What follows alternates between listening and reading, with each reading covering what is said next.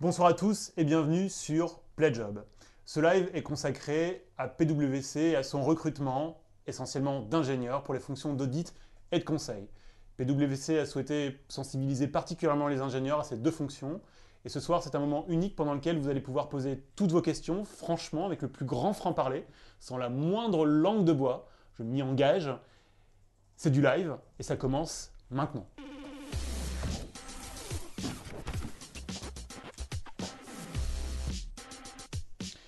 Isabelle Grevez, vous êtes la directrice du recrutement de PwC. Mathieu Busson, vous êtes associé au centre d'activité conseil en management, ancien Supélec, enfin diplômé de Supélec. Bonsoir à tous les deux. Bonsoir.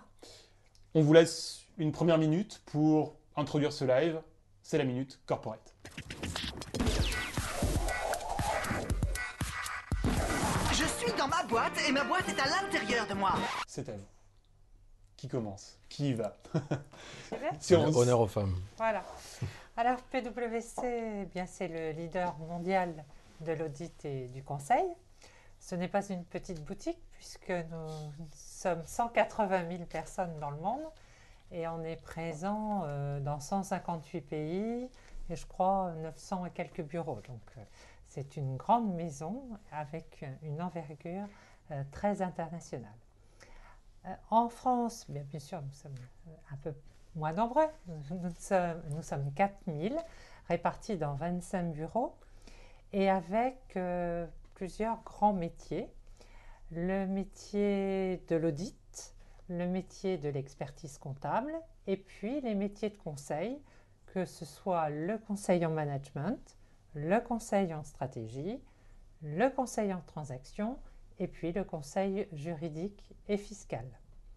Et donc, peut-être pas ni en expertise comptable, encore que ni en juridique et fiscal, puisqu'il faut être avocat, nous souhaitons, mais dans tous les autres métiers, nous souhaitons recruter aussi des ingénieurs, et c'est pour ça que nous sommes là, pour faire savoir que PwC ne recrute pas uniquement des écoles de commerce, mais recrute déjà des ingénieurs et veut augmenter cette proportion de recrutement d'ingénieurs. Ok, Isabelle, Mathieu, vous connaissez le principe. Pour vous engager sur le discours le moins corporate possible, maintenant, je vais vous demander de retirer la cravate.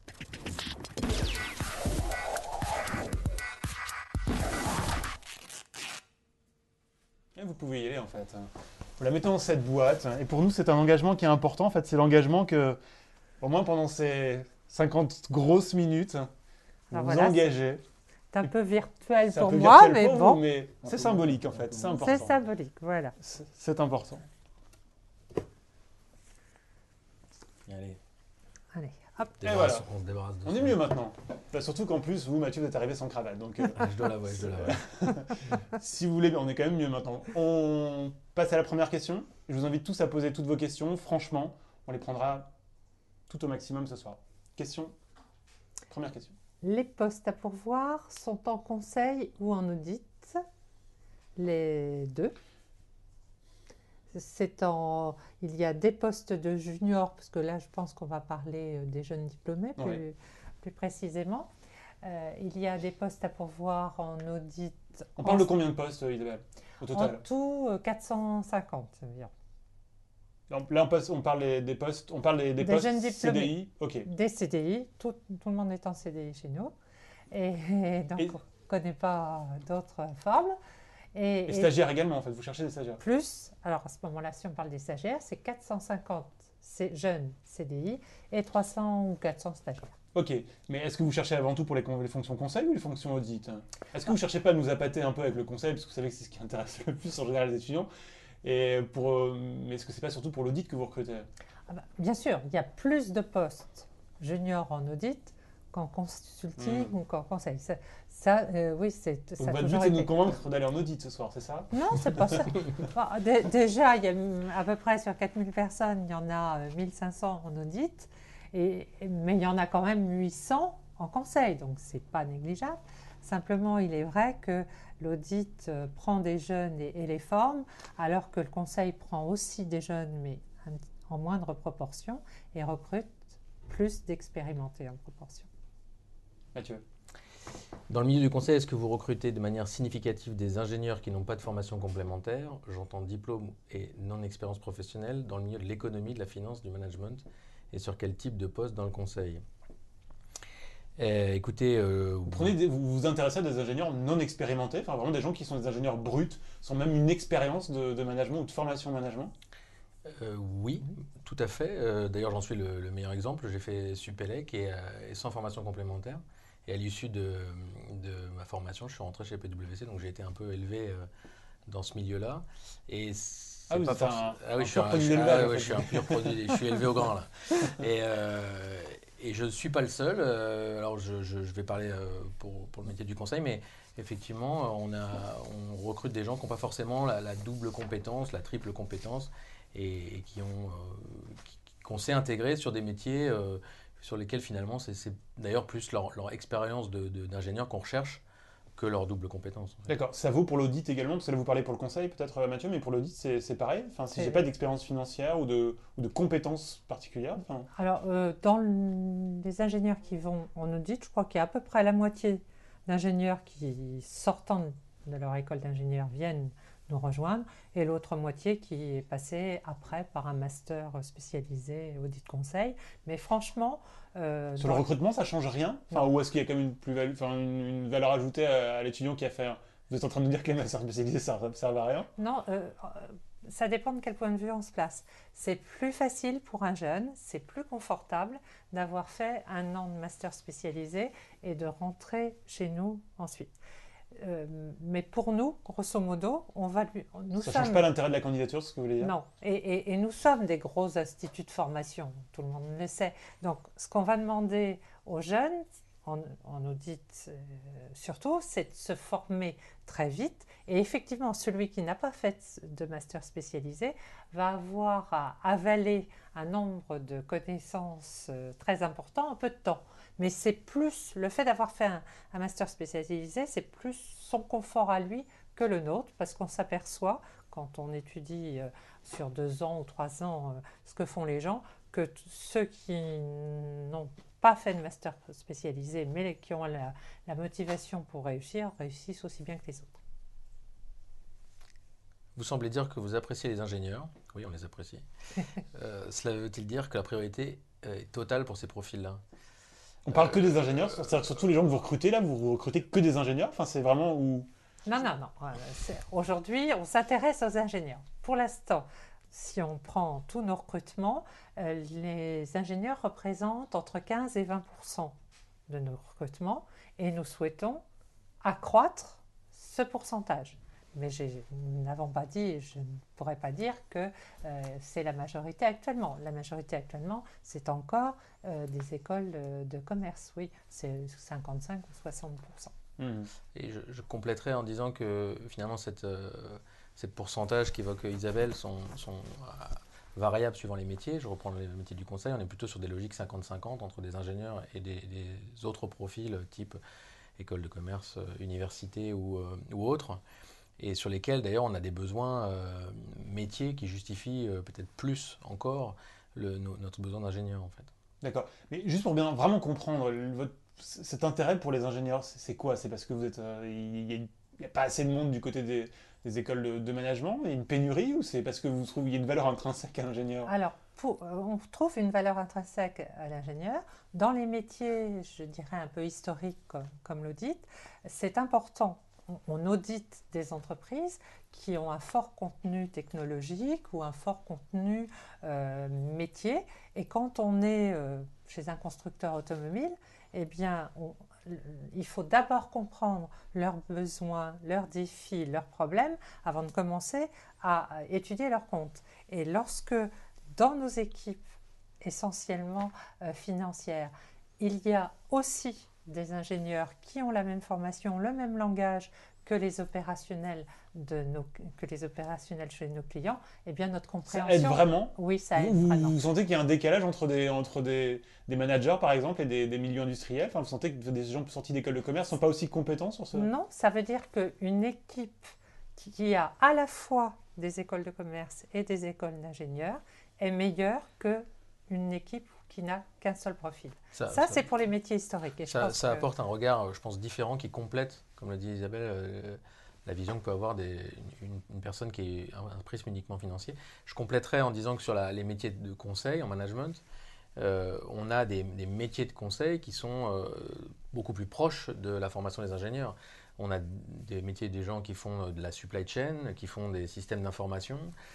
Ces gens-là, ce qu'on leur demande, les missions, les projets qu'ils sont amenés à faire, sont beaucoup plus proches, pour partie d'entre eux, de formation d'ingénieurs que d'autres formations. Existe-t-il aujourd'hui des postes de consultants dont la mission est d'aider les entreprises à appréhender l'ère digitale? Si oui, est-ce qu'un profil ingénieur informatique plus master en marketing correspond à ce type de consultant? C'est peut-être plutôt pour moi, ça. Oui. Ça pose une question plus large, mais répondons d'abord à cette question. Oui, alors je vais répondre en disant que, alors ça tombe bien parce que je suis la personne qui, chez PwC, enfin en tout cas, même d'ailleurs dans l'ensemble des métiers, est en charge le digital pour nos clients et la façon dont le numérique transforme les entreprises. Et donc, on a pour vocation d'accompagner les entreprises de façon à ce qu'elles puissent appréhender ce que le digital, le numérique veulent dire pour leur business, veulent dire pour leur processus, leur organisation, veulent dire dans la façon dont elles gèrent la relation avec leurs clients. Et pour mener ces projets, effectivement, on a besoin de gens qui sont capables de comprendre ce que les nouvelles technologies changent. C'est-à-dire que le mobile change, que les réseaux sociaux changent, ce que Internet change, que les tablettes changent. Et pour ça, avoir des gens qui ont des formations d'ingénieurs, notamment en technologie, complétées par des sujets de marketing, ça peut être intéressant. Pourquoi je dis compléter? C'est pas forcément, comme vous l'avez compris, rédhibitoire, mais nous, notre positionnement, c'est pas d'être intégrateur de systèmes ou vraiment réalisateur comme peuvent l'être les SS2I, c'est de faire le lien entre ces technologies et la façon dont elles changent le business et l'orientation business et le métier des entreprises en fait. Voilà.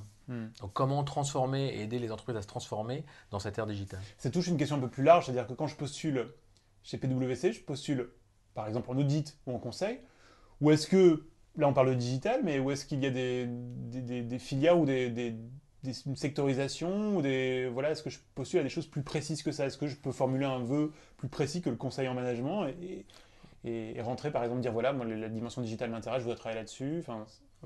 Je dirais qu'on a pour objectif d'assurer une forme de polyvalence pour les jeunes dans nos équipes. Néanmoins, on a des ciblages et des recrutements aujourd'hui dans le consulting qui fait à peu près 420 personnes qui sont assez orientés et on ouvre des postes en sachant assez précisément ce qu'on veut pour renforcer telle ou telle compétence. Mais même sur des juniors? Oui, où la polyvalence prévaut? Est-ce que vous n'avez pas intérêt à faire tourner? À la limite, je peux vous retourner la question. C'est-à-dire qu'il y a des gens qui savent très bien ce qu'ils veulent et ils viennent pour ça. Et si ça correspond à un besoin, alors on peut répondre positivement. Et puis il y a des gens qui viennent parce que justement ils savent que chez nous, ils vont faire plein de projets, ils vont découvrir plein de métiers et que c'est plus pour la polyvalence qu'ils viennent. Mais si et c'est donc juste on a la un partie peu... digitale qui m'intéresse, je peux par exemple travailler uniquement là-dessus si j'ai pas envie de travailler sur le reste? Je peux vous dire que si c'est un axe de développement comme ça l'est, le but c'est de vous faire travailler essentiellement là-dessus. Après, et c'est un peu le contrat qu'on passe avec eux, je vous parlais de polyvalence, il faut aussi être prêt à faire parfois autre chose ou quelque chose qui est au contour du digital.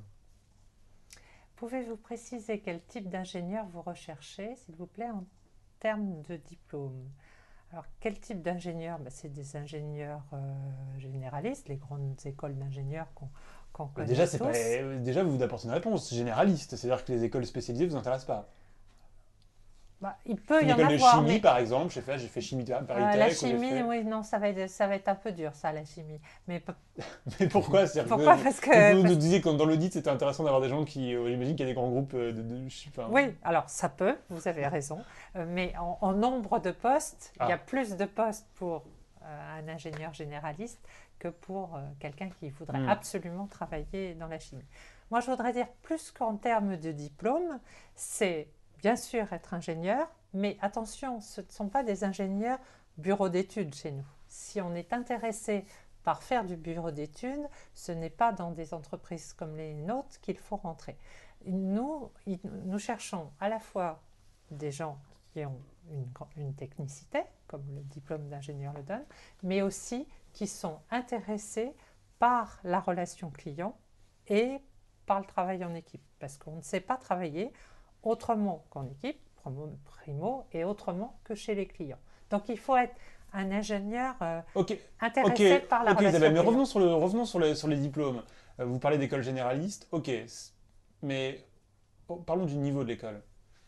Le, nous, Toutes les écoles d'ingénieurs vous intéressent? oui, enfin, Mathieu esquisse un sourire, donc ça veut dire que c'est pas vrai en fait. bah, toutes, je ne les connais pas forcément toutes, Non, mais mais on va être honnête, c'est-à-dire que, et on est là pour parler sans langue de bois, je pense qu'on veut des gens performants, on est exigeant, mais ça ne veut pas dire qu'on a des dogmes sur le principe, c'est-à-dire que on est dans un système français où malheureusement l'école vous suit toute votre vie. Donc on laisse l'opportunité dans le cadre des entretiens pour découvrir si la personne a ou non les Si je compétences. viens d'une école post-bac, pas très connue, non, c'est pas. Ben, vos chances vos chances de rentrer chez nous sont moindres, on va pas vous mentir. Mais en même temps, Elles sont si- moindres parce que je risque pas de passer les entretiens ou elles sont moindres parce que à l'entretien ça risque. Enfin, non, non. si vous arrivez à l'entretien, vous repartez à zéro. vous repartez à zéro. Le problème, c'est dans le tri de CV. Mon équipe vous avez bien reçoit... vous faites un screening en fait, ce qu'on appelle un screening, Isabelle. Vous avez bien Non, des écoles. j'essaie de tenir et je ne veux pas faire de scoring. Je veux que mes chargés de recrutement lisent les CV. Parce que justement, j'essaye de me battre, et c'est vrai que c'est un combat, pour qu'on regarde par les expériences ce qu'ont fait les gens. Il y a des gens qui n'ont pas d'école extrêmement bien Vous voulez dire que des réputée. expériences peuvent largement relever Ouais, un. Oui, Ouais. oui, oui. Si quelqu'un, Qu'est-ce par qu'on peut avoir comme expérience si marquante que ça dans un CV de Par junior? exemple, des créateurs d'entreprises. J'ai recruté pas mal de créateurs d'entreprises qui n'avaient pas réussi, Mhm. mais ce qu'ils ont appris à cette occasion-là est très formateur et très intéressant pour nous. Question suivante. Non, c'est toujours la Non, elle même. veut pas. Elle veut pas venir. La voici. Quelles sont les compétences et connaissances que vous recherchez en priorité chez un junior pour des missions de conseil? Alors les compétences, je vous en ai déjà dit deux de façon très importante.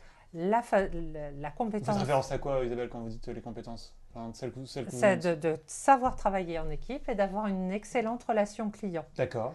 Les relations clients, ça veut dire savoir écouter pour savoir entendre le besoin du client, ne pas aller à la solution avant d'avoir écouté le problème. Ça a l'air idiot C'est comme pas ça. des choses que vous enseignez, c'est des choses que vous considérez comme acquises. Non, mais il y a quand même des aptitudes. des aptitudes plus ou Hmm. moins importantes. Faut dire que quand on rentre chez PwC, on est rapidement confronté, enfin immédiatement confronté au client, donc vous êtes obligé de. Totalement. C'est ça. Totalement. Au bout de quelques jours, vous êtes chez le client. En fait, tu commences pas une mission de conseil pour l'illustrer. Principalement, un client vient en vous exposant un problème et en vous demandant d'essayer de l'aider à le résoudre. Donc une grosse partie de la première phase de la mission consiste à faire une phase d'écoute, une phase de diagnostic qui se déroule assez principalement par des entretiens. C'est-à-dire qu'on va rencontrer des gens chez le client, des équipes, on les écoute, on essaie de comprendre pourquoi on en est arrivé là, qu'est-ce qui explique la situation, comment ça fonctionne. Et donc ça veut dire que pour être performant dans cette étape-là, il faut être capable d'écouter, d'analyser, de récolter beaucoup d'informations dans un délai assez rapproché, resserré, et puis d'en faire une synthèse et ensuite de retravailler sur des recommandations. Donc je pense qu'il faut être curieux, à l'écoute, capable d'avoir une bonne analyse, une capacité d'analyse, une capacité de synthèse, une qualité d'expression orale et écrite, qui sont finalement des grands fondamentaux du monde de l'entreprise. Mais en gros, c'est quasiment que des compétences formelles, j'ai envie de dire. Il y a peu d'éléments de fond de compétences. Voilà. Et à ça se rajoutent des compétences qui dépendent du sujet que vous avez à traiter. Là, je vous parlais de fondamentaux qui sont vrais, quel que soit le métier de conseil que vous faites. Après, si vous allez faire ce travail-là dans une direction logistique, on attend de vous que vous soyez un petit peu armé pour comprendre ce que c'est que le transport, ce que c'est que la logistique, ce que c'est que la gestion de l'entrepôt. Si vous faites ça dans une direction informatique, comment se passe un projet informatique, quels sont les fondamentaux de la gestion de projet, quelles sont les différentes technologies, les outils utilisés. Ok, Isabelle? Non, je disais les qualités analytiques et de rigueur, c'est pas, c'est très important. Vous les testez comment, toutes ces qualités? En entretien, on arrive très bien à savoir si la personne est rigoureuse, si elle a une bonne capacité d'analyse, même dans la façon dont elle explique son background. Vous avez des gens qui sont beaucoup plus rigoureux et beaucoup plus analytiques que d'autres, ou des gens qui sont à la fois, qui ont eu des expériences, les présidents de BDE, ils ont du leadership, on leur demande ce qu'ils ont fait, on voit à peu près comment ils ont organisé leur affaire, et ça nous donne beaucoup d'informations, oui. On passe à l'examen des CV.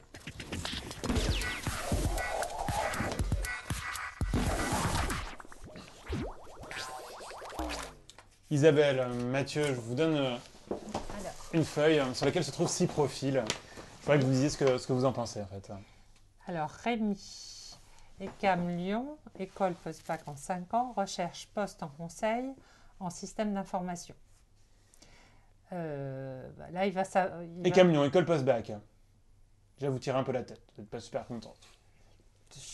Vous demandez à voir, vous allez gratter. Voilà, j'aime mieux Centrale Lyon, mais bon. Ok, ça marche. Mais d'un autre côté, attendez, c'est peut-être un peu rapide, tout dépend aussi de ce qu'il a fait et de quelle spécialité il a choisi à l'intérieur de son école. Ok, système d'information. Très bien, on en cherche tout le temps.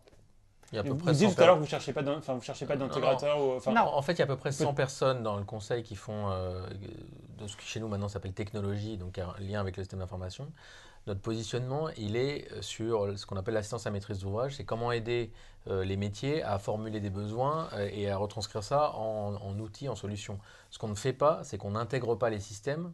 D'accord. Et on n'est pas maître d'œuvre en fait. Voilà.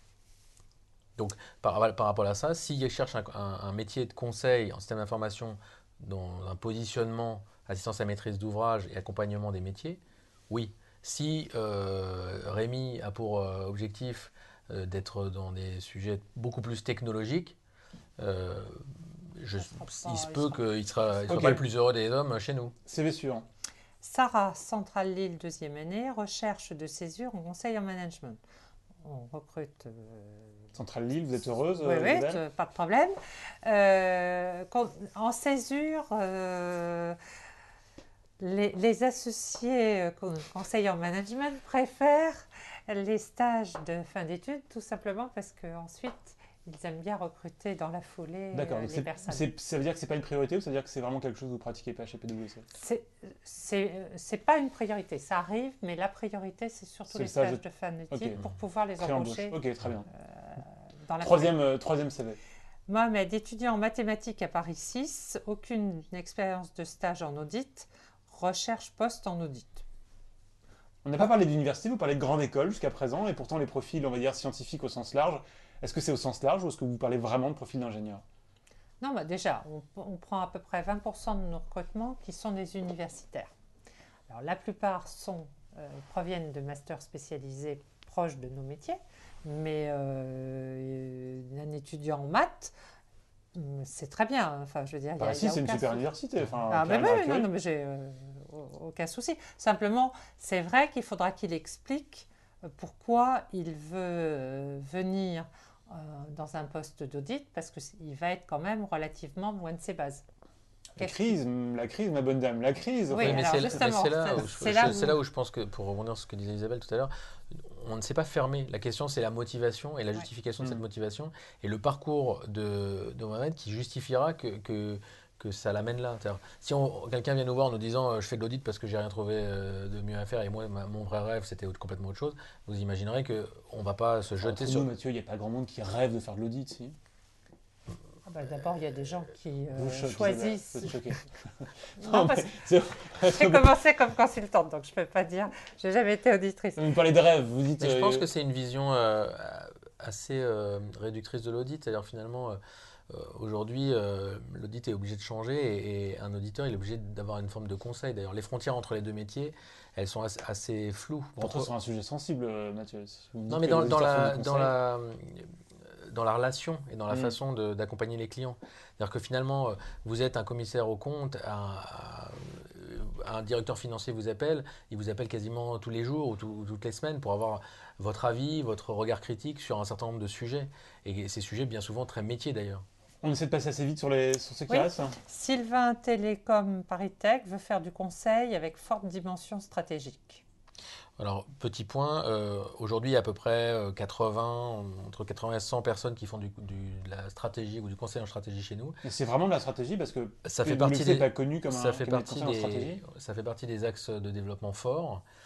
J'en veux pour preuve qu'on a fait l'acquisition d'un cabinet qui s'appelle PRTM, qui est mondialement reconnu sur le sujet, qu'on a intégré il y a un an. Et une grosse partie des équipes, en tout cas les seniors, pour constituer ces 80-100 personnes, on été les chercher dans des cabinets reconnus parmi les plus grands noms de la place. Ok, donc ça vous intéresse. Hmm. Suivant. Il nous reste deux, je crois. Oui, Myriam UTC veut faire 2 ou 3 ans de conseil pour rejoindre l'industrie. C'est classique. Pas de...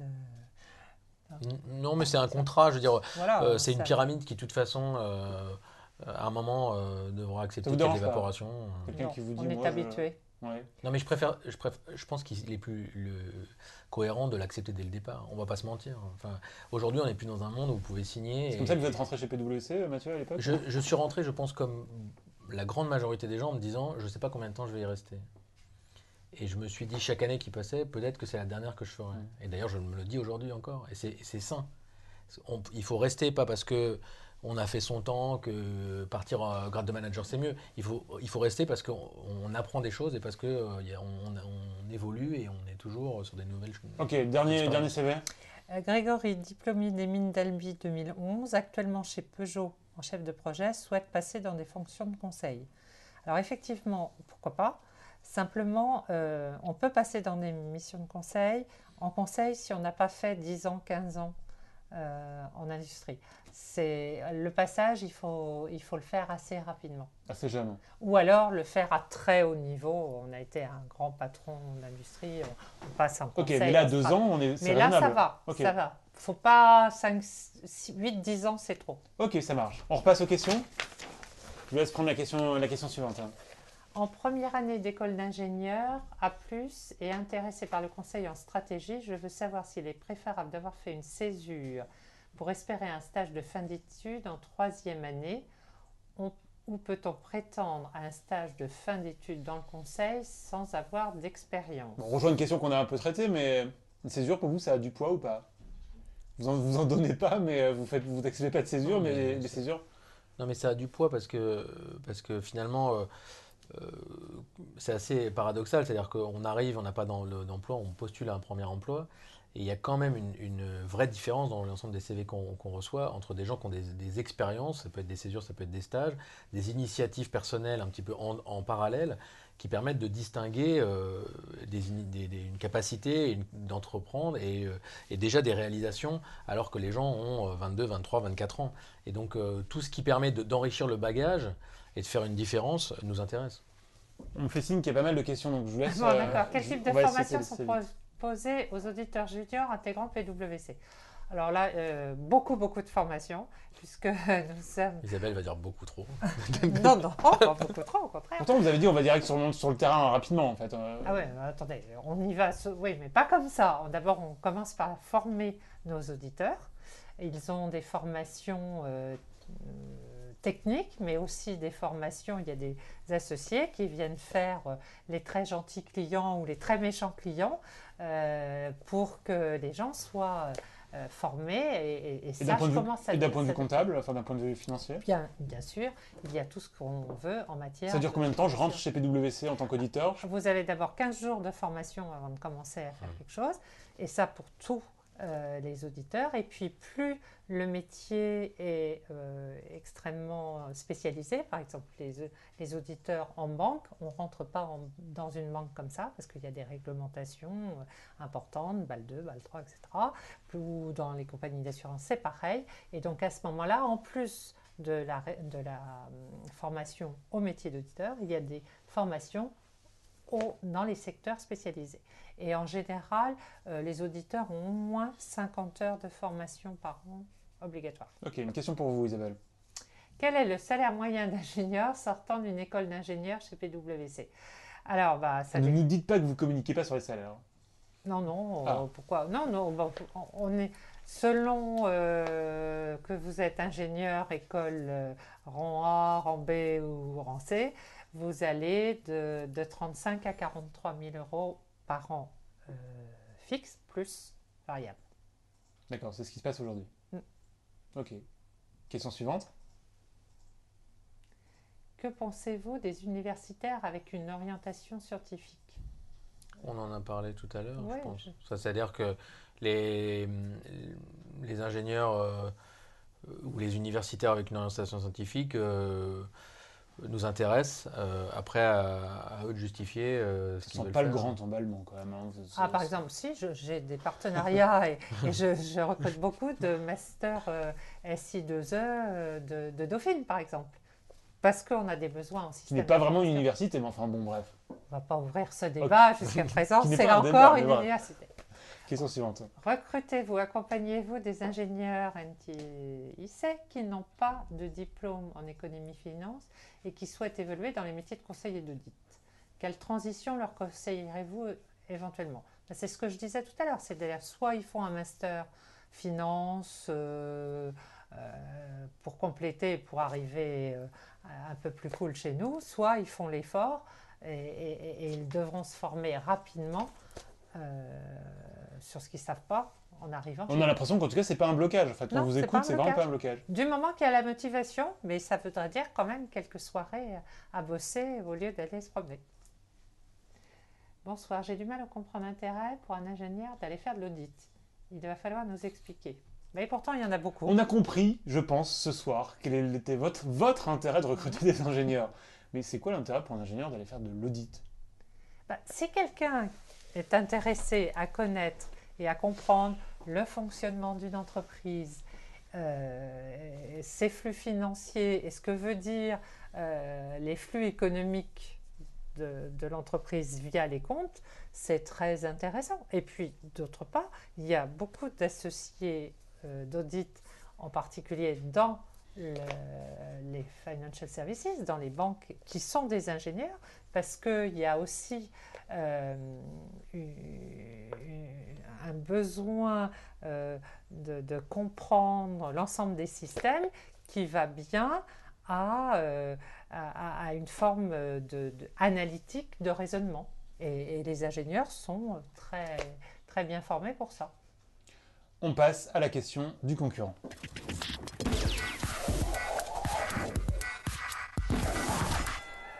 Qu'est-ce qu'ils vont nous dire, nos concurrents? On va voir. C'est une question virtuelle, je précise. Monsieur quand même. Ernst, oh là! Ah, bravo, de ne coup de pied dans le recrutement des ingénieurs pour les fonctions conseil et surtout audit. Quel est le pourcentage d'ingénieurs dans les fonctions audit chez vous? Pourquoi on les copie? Non, on ne les copie pas, je pense que Parce que Ernst dit très souvent que ce sont les premiers à avoir recruté des ingénieurs, et voilà, c'est historique.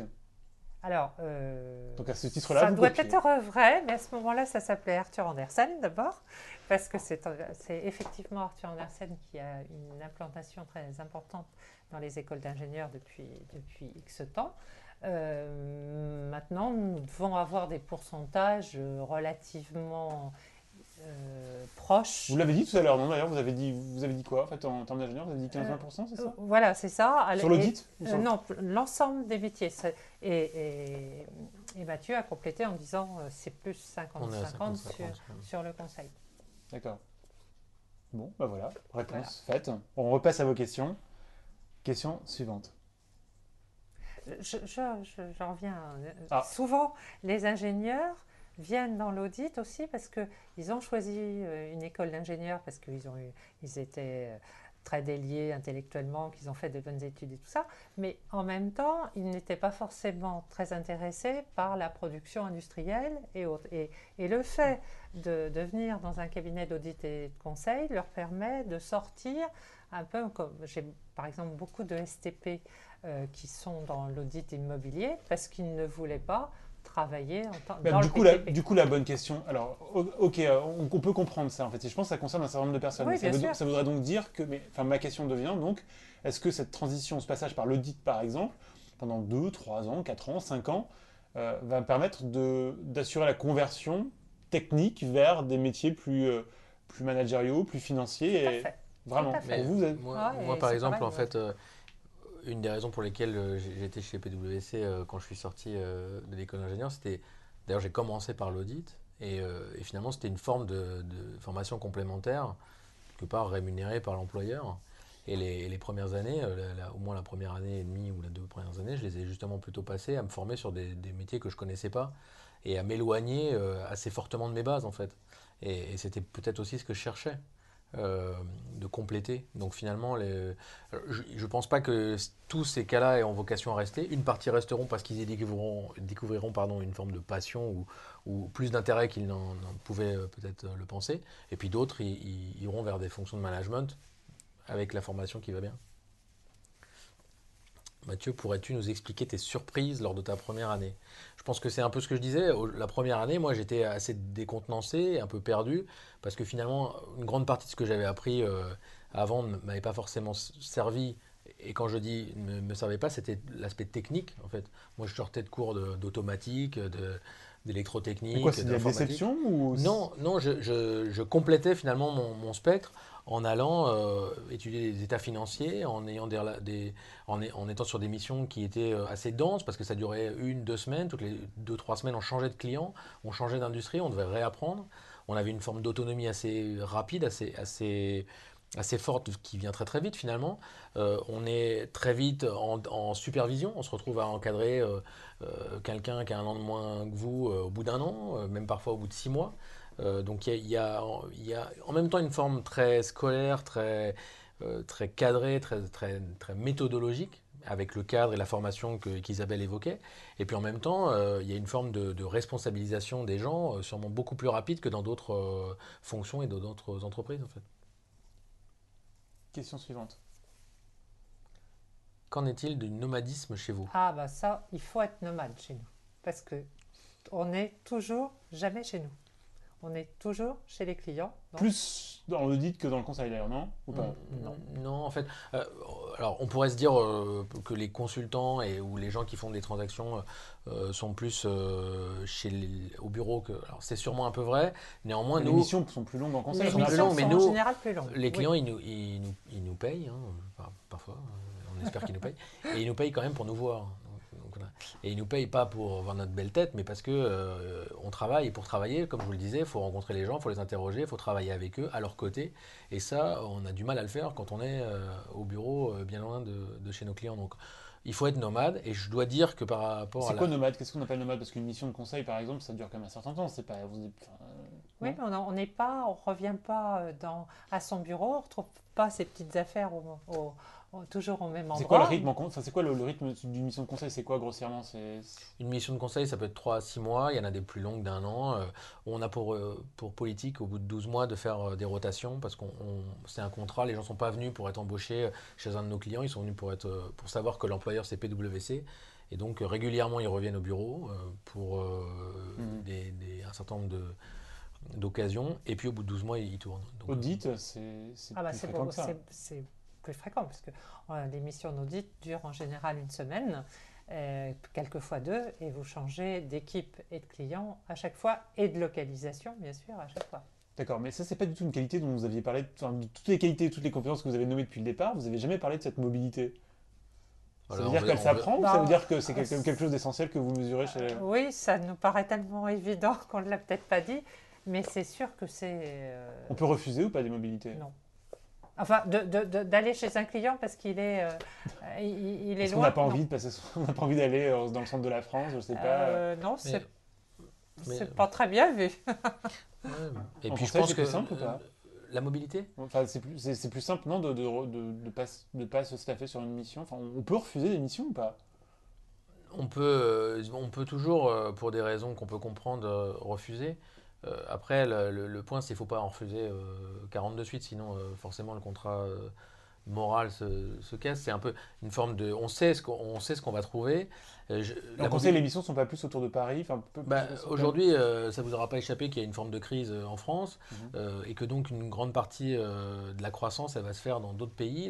Le PwC France a fusionné avec l'Afrique francophone. Donc nous, on couvre une zone qui va autour de Paris, mais bien plus loin que ça. Et une grosse partie de nos missions, dans les prochaines années, va être Afrique du Nord. voilà, et dans des pays d'Afrique noire. Et donc, on veut des gens qui sont capables, et au Moyen-Orient, et dans des pays d'Europe de l'Est, et on veut des gens qui sont capables de partir. Et ça, c'est le contrat. Et ils vivront des choses sûrement passionnantes pendant ces occasions-là, en fait. Vous savez, tout ça, c'est de la curiosité intellectuelle, hein. Ça revient aussi à ça. Et donc, la curiosité, quand on est curieux, on aime voir aussi des choses différentes. Quelqu'un qui aime que la routine, vraiment, il n'est pas fait pour nos métiers. Ça, c'est sûr. C'est rare les gens qui aiment que la routine.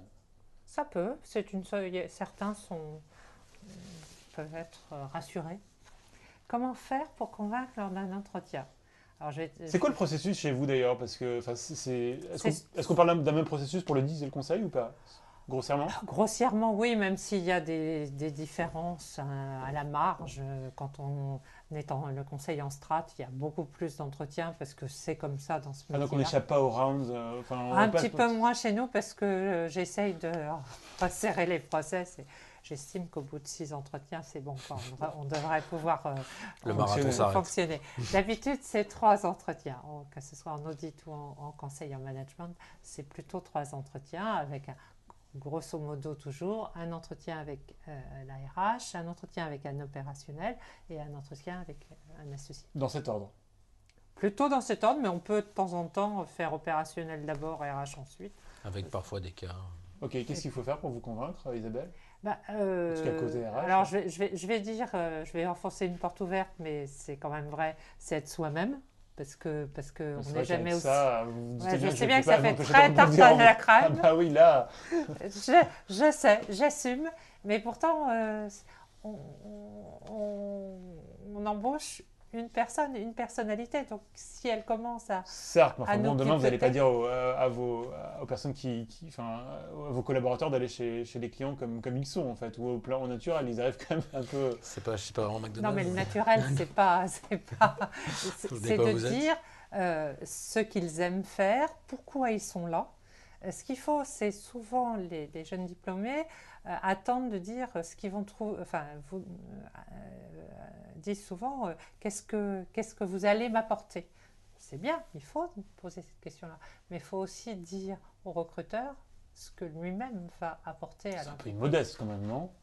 Non, parce qu'il y a une capacité, il y a une motivation, il y a une capacité de travail, il y a des compétences qu'il a développées durant sa scolarité et qui sont tout à fait intéressantes pour l'entreprise. Non? Mathieu, quelque chose à ajouter là-dessus? Je pense que finalement la réponse est dans la question. On parle de conviction.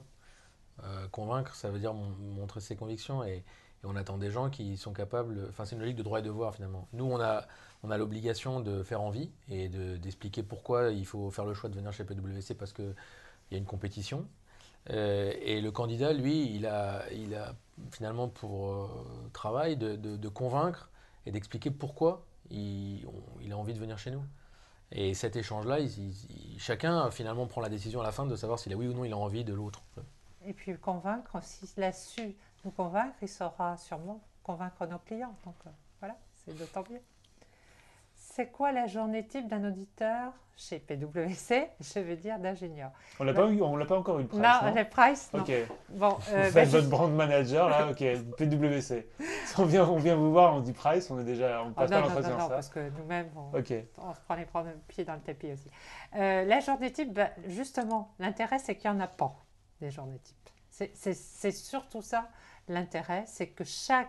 bon, mais ça nous fait une belle jambe, Isabelle. Ça va pas nous aider à comprendre ce qu'on fait Eh bien là, chez alors, Price. ce que je peux vous dire, chez PwC, pardon, en tant qu'auditeur. on commence à comprendre le client, ses problèmes, ses défis, si c'est un client On parle d'audit là.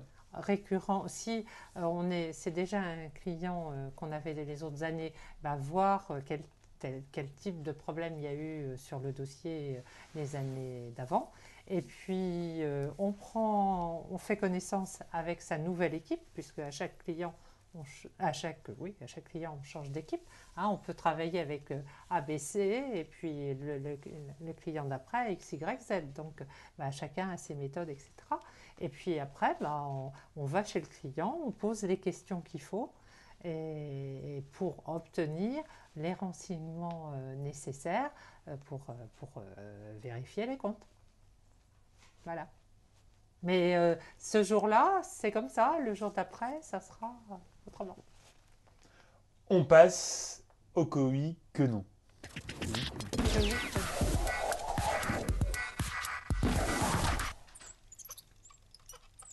Je vais vous faire 5 propositions. Je voudrais que vous répondiez basiquement par oui ou par non uniquement. Vous avez le droit d'ajouter 10 secondes de justification. Espérons qu'on sera d'accord ensemble. Postuler chez PwC en voulant faire de l'audit ou du conseil en affirmant que c'est juste un tremplin pour aller plus tard dans l'industrie, c'est bien vu. Oui. Si c'est bien motivé, oui. Ok. On peut vraiment faire carrière chez PwC en étant un ingénieur.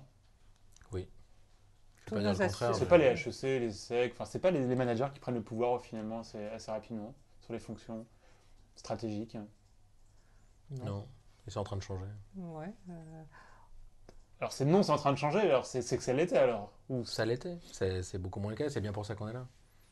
Hmm. Un ingénieur, ça vaut largement un diplômé d'école de commerce sur les fonctions audit et conseil. Oui, bien sûr. Oui. Hmm. Oui, ils sont même mieux payés. On galère quand on commence en tant qu'ingénieur. Audit et conseil, pensons les deux en fait. Si Est-ce on qu'on a une n'a phase de jamais galère fait de finance et qu'on rentre chez nous, c'est pas galérer. On a plus de choses à apprendre effectivement qu'un diplômé d'école de commerce. Mais c'est une question de motivation. C'est pas si compliqué que ça à apprendre. Donc il n'y a pas de il y a pas de galère. Il y a simplement un peu plus de travail à faire. Ok, on reprend vos questions. Pour les stages, comment se passe l'entretien? Que cherchez-vous chez nous? La même chose que pour les emplois. Simplement, C'est le même processus. Alors, c'est même c'est un peu plus allégé, puisque en général, pour l'audit, c'est un entretien et quand même un test d'anglais, parce que ça, c'est une des choses que nous n'avons pas jusqu'à présent abordées. C'est vrai qu'on a besoin, on s'appelle PwC, mais donc... Quelle est votre exigence en anglais? Il faut que on n'a pas besoin d'avoir des gens bilingues, on a des gens qui doivent pouvoir sans problème travailler, pouvoir écrire un mémo en anglais ou pouvoir prendre... Et vous attendez bien un score du coup? Ou non, si vous valorisez. Si vous voulez, oui. On aime bien plus de 880 au TOEIC ou des choses comme ça, oui. Ça, vous aimez bien, mais enfin, les ingénieurs, vous savez qu'en général, pour sortir d'une école d'ingénieur, en général, c'est 750 au TOEIC. Oui, non, parce que de plus en plus, les écoles d'ingénieurs développent des partenariats avec des écoles, enfin le King's College de Londres et plein d'ingénieurs français, par exemple. Et sur ça, on récupère des tas d'ingénieurs. Donc si j'ai moins de 880, c'est même pas la peine de venir vous voir? Non, si, ils peuvent venir nous voir, mais Sandra, Venir vous voir. simplement, on va vous dire de travailler sérieusement votre anglais parce que ça sera, si vous n'arrivez pas à vous exprimer correctement, ça sera toujours un frein. Mais ça sera un frein dans n'importe Partout, quelle de plus en plus. entreprise. Ce n'est pas spécifique au cabinet d'audit et de conseil. Quelle est la rémunération des stages? On paye très bien nos stagiaires. Puisque c'est entre... Tout dépend. Alors c'est pareil, là il y a une classification. Bien Ok. sûr. Entre... On classe tout. Pardon? On classe tout, là. On classe tout. Oui, on suit quand même le marché. Hein. C'est quand même des prix de marché. Entre 1500 et 1850 euros par mois. D'accord. Ça, on parle indifféremment de l'audit et du conseil? Ouais. D'accord. Doit-on choisir de partir en mission internationale ou c'est imposé? Je pense que Vous avez répondu partiellement, j'ai l'impression que Oui, ça va non, devenir mais- de plus en plus imposé pour Non. l'Afrique en tout cas, non? ce que je veux dire, c'est que à ce stade, comme c'est pas la grande majorité des missions, on essaye autant que faire se peut d'identifier les gens qui ont des velléités de partir à l'étranger et puis qui ont des contraintes aussi, ceux qui ont des enfants en bas âge, des familles nombreuses, ils ont peut-être un peu moins envie de partir pendant 6 mois à l'autre bout de la terre et s'éloigner de cela. Donc on essaye à ce stade de faire une sélection qui est entre guillemets naturelle, c'est les candidats. Après, ce que disait Isabelle est vrai, c'est qu'on a un contrat moral au départ qui veut qu'il faut être mobile et la mobilité, elle peut être internationale. Voilà. Et là, une forme de croissance va se passer sur des pays où il va falloir être de plus en plus mobile. Ouais. Est-ce que pour un ingénieur, il ne vaut pas mieux commencer en industrie et rentrer ensuite en conseil? Sinon, il risque de perdre sa spécificité. C'est compliqué cette question. En même temps, vous avez, il me semble, Moi, partiellement je répondu. pense l'inverse, moi. Je pense qu'il vaut mieux commencer en conseil et aller ensuite en industrie. Parce que c'est une forme d'esprit très Ouais, je différente. pense aussi que pour compléter, que ça dépend un petit peu du niveau technique à laquelle vous vous destinez Oui. dans la durée. C'est-à-dire que finalement, une des raisons pour lesquelles moi je n'ai pas été en bureau d'études, c'est parce que poursuivre la technique, enfin, ou l'approfondissement technologique, de la recherche fondamentale ou même appliquée, ça ne m'intéressait pas et je voulais plutôt aller assez vite sur des notions de management assez larges et une compréhension de l'entreprise qui était plus globale. Si par ailleurs vous préférez vous prédestiner à des métiers finalement de recherche dans le long terme, je pense qu'effectivement, il ne faut pas forcément s'orienter sur les métiers de conseil qui seront moins adaptés. Pour autant, si vous anticipez qu'à un moment dans votre vie, quand après 10 ou 15 ans d'expérience professionnelle, vous espérez être un manager, avoir eu du conseil, une expérience dans le conseil assez tôt, ça fait du sens en fait. J'ai un M2 en mathématiques appliquées à la finance quantitative, Paris 6. Ma question est la suivante. Votre société recrute-t-elle de jeunes diplômés ayant ce profil? Oui, on aime les quants. On a vraiment une équipe qui crée des modèles, qui fait tourner des modèles. Et donc, Mais là, on est où là? On est situé dans quelle activité là pour le coup? Ah, entre l'audit et le conseil. Et C'est une JV d'ailleurs entre les deux c'est métiers. une JV, ça s'appelle RCMA. C'est un truc, il n'y a que nous qui nous y retrouvons. Et encore. Mais en tout cas, ce que ça fait, c'est une équipe très pointue qui rassemble et des actuaires et des quants et qui font tourner, qui en fait modélisent les risques D'accord. opérationnels, les risques des crédits, les Et risques. vous recrutez également pour ça? Oui, bien sûr, bien sûr. Et en fait, après, on a essayé de globaliser notre message, c'est un peu l'exercice qui Oui. veut ça. On a des équipes spécialisées dont on n'a parfois pas connaissance. On a une équipe de sécurité informatique, c'est un laboratoire qui est isolé parce qu'ils traitent des données confidentielles et ils font des tests d'intrusion Ouais, on a nos sur les sites hackers internet. professionnels. Voilà. Donc, eux, ils ont enlevé leur cravate depuis bien longtemps et c'est une équipe de 15-20 personnes dont la spécialité est très très pointue sur des sujets de sécurité informatique. Et là aussi, on recrute. Comment se passe notre intégration chez vous? Alors d'abord, on vous met un costume sombre, une cravate sombre, Mais chemise une grosse blanche, hein. mallette et une chemise blanche. Non, il y a, comme en audit, il y a des formations qui sont... Pour le conseil également? Oui, alors d'abord savoir toutes les offres, on fait qui sommes-nous déjà? Il faut quand même que les gens sachent un peu ce que fait PwC dans le monde, en Europe, en France, etc. Il faut que les gens qui sont chez nous connaissent les offres, les services que l'entreprise peut délivrer pour ses clients. Déjà parce que quand ils seront chez les clients, on leur demandera de regarder s'il n'y a pas des domaines où ils peuvent suggérer des extensions de mission ou autres. Donc, on leur apprend ce que nous savons faire et tout ce qui...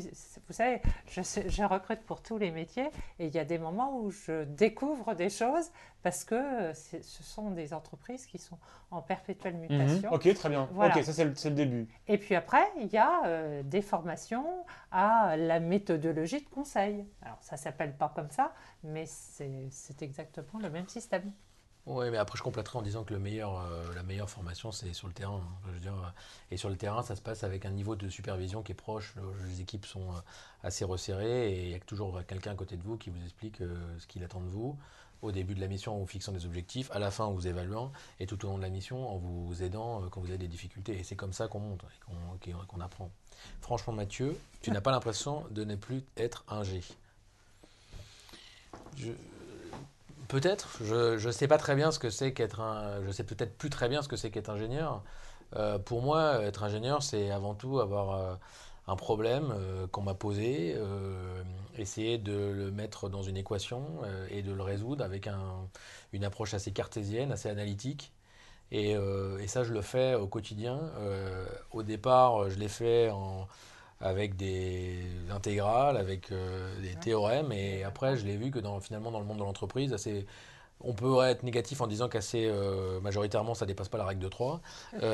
Oui, c'est comme ça, mais c'est pas moi qui l'ai fait comme ça, c'est le monde de l'industrie et de l'économie qui est comme ça. Et donc finalement, tous les grands fondamentaux que j'ai appris quand j'étais ingénieur, bah, je les applique au quotidien. Donc je sais pas s'il faut rester ingénieur dans le sens où cette question peut l'entendre toute sa vie en fait. Question suivante. Vous payez moins que les autres. Non, je pense pas, non, sinon on n'arriverait pas à recruter. Non, non, non. Ça me semble pas délirant les prix que vous m'avez- enfin, enfin, ce que vous avez donné me semble pas me semble être à peu près sur le marché. Oui, Enfin, oui, oui. j'imagine que vous êtes relativement attentif à ça. Vous pouvez pas franchement vous permettre Non, mais d'être. on peut pas se décaler. On hein, ne peut sinon- pas se décaler. Non. Allez, question suivante. Comment peut-on relancer notre candidature pour poster sur le site carrière de PwC? Vous pouvez repostuler ou rafraîchir votre compte. Ou faire on est aussi un système de cooptation qui fait que des collaborateurs peuvent faire la Faire promotion passer, et faire passer des CV CV.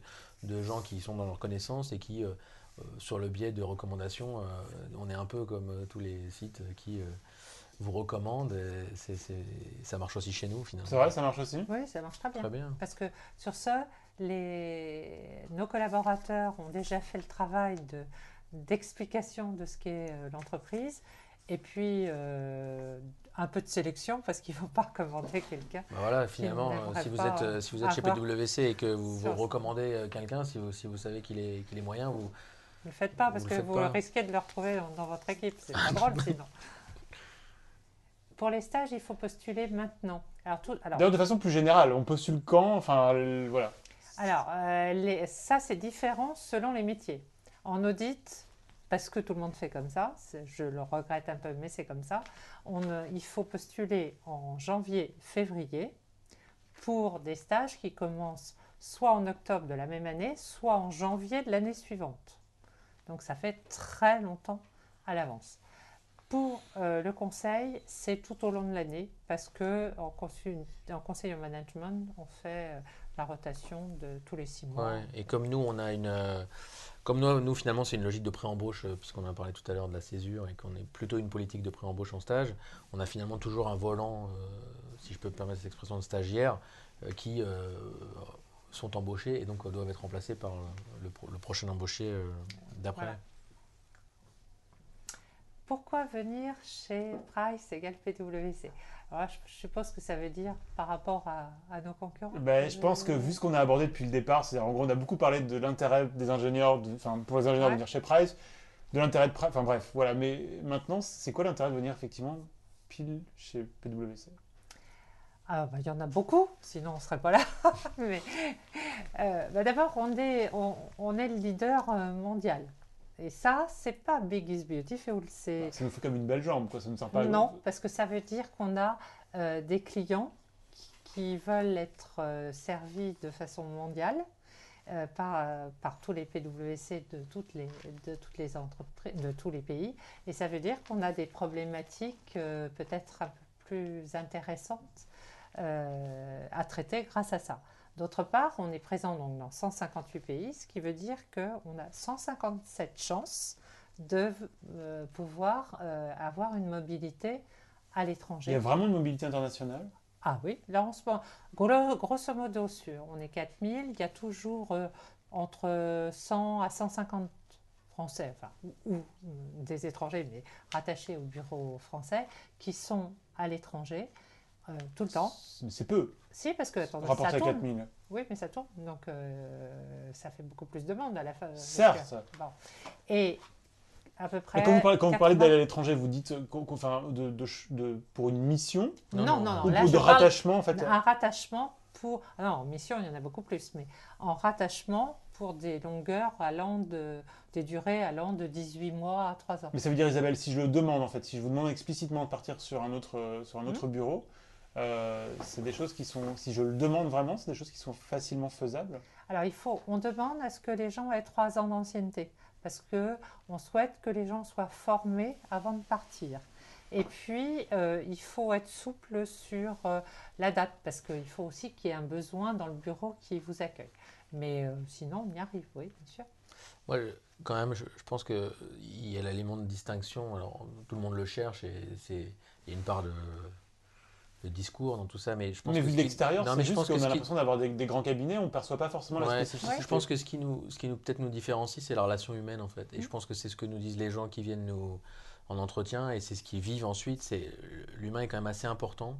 On a le souci de l'humain et je dis pas qu'on est complaisant et On va qu'on est verser une larme, Mathieu. voilà, bientôt. on peut, et je vous invite à le faire, mais en fait, l'idée c'est quand même de dire, on est un métier de relation, et nous, on vend, alors on a appelé ça la PwC Experience, c'est un bien grand mot, mais ça veut dire que ce qui est important, c'est la relation qu'on a à nos clients, cette relation qu'on veut dans la durée. Et donc je pense que pour baser son élément de différenciation sur la relation, on a besoin de faire en sorte que l'humain chez nous soit très important. Et tous les gens Ça veut dire disent, quoi? Ça veut dire que ça veut dire que le cadre de travail est sympa, ça veut dire que les relations comptent, ça veut dire que quand les gens vont ou vont pas bien, on se soucie de ça. C'est-à-dire que chez vos concurrents, en gros, on est moins sympa. Ah, en tout cas, toutes les études nous montrent que l'esprit PwC est considéré comme plus convivial. On travaille autant chez nous qu'ailleurs, bien Mais on entendu, s'amuse un peu plus. mais dans une ambiance plus conviviale. Ok. Et toutes les études nous le disent, donc on finit par le croire. Quand même. Isabelle, Mathieu, on arrive à la fin de cette rencontre. Ça fait 1 heure qu'on est ensemble. Mhm. On vous laisse un dernier mot. Eh bien, engagez-vous chez PwC. Mathieu, après cette formule, que dire? Non, mais moi je voudrais dire, finalement, venez et vous serez sûrement surpris et agréablement, et peut-être que comme moi, 17 ans après, vous serez encore là en découvrant plein de nouvelles choses tous les jours. Ok, merci à tous les deux pour vos réponses. Merci à tout le monde pour vos questions, pour l'ensemble de vos questions. Et on donne rendez-vous évidemment à toutes les personnes, tous les ingénieurs, en particulier intéressés par l'audit et le conseil chez PwC, sur le site de PwC. Merci à tous les deux. Merci à vous. Merci.